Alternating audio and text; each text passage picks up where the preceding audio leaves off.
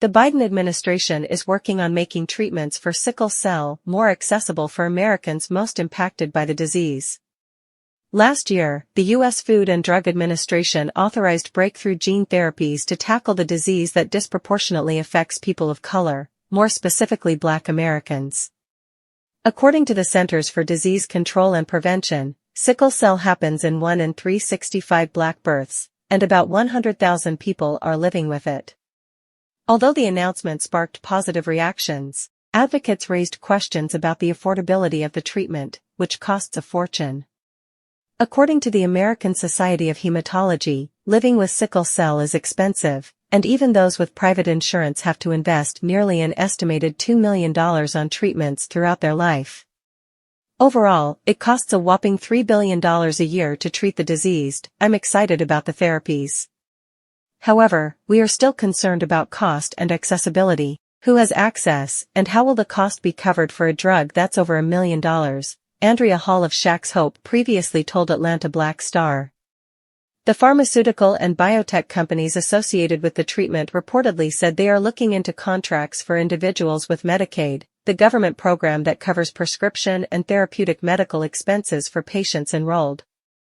Secretary of Health and Human Services Xavier Becerra outlined the game-changing strategy to address the accessibility issue on a January 31 call with reporters. HHS is using every tool available to us to increase access to high-quality, affordable healthcare and lower healthcare costs, Becerra said in a statement. Many of the more than 100,000 Americans with sickle cell disease face difficulty accessing effective healthcare and groundbreaking treatments. While medical advancements bring us closer to cures, too many individuals with sickle cell disease and their loved ones still face challenges obtaining the care they need. The administration plans to use a cell and gene therapy access model, CGT, which strives to improve health outcomes and combat high prescription costs. It's slated to begin in January 2025.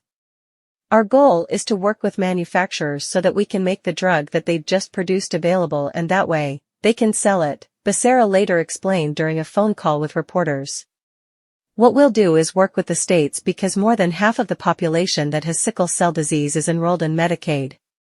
To be eligible for gene therapy to treat sickle cell disease under the model currently, a person must have a documented medical diagnosis of sickle cell disease, be enrolled in Medicaid or Children's Health Insurance Program in a state participating at the time of therapy, and receive a gene therapy from a participating manufacturer. Any additional criteria will be established through the negotiations.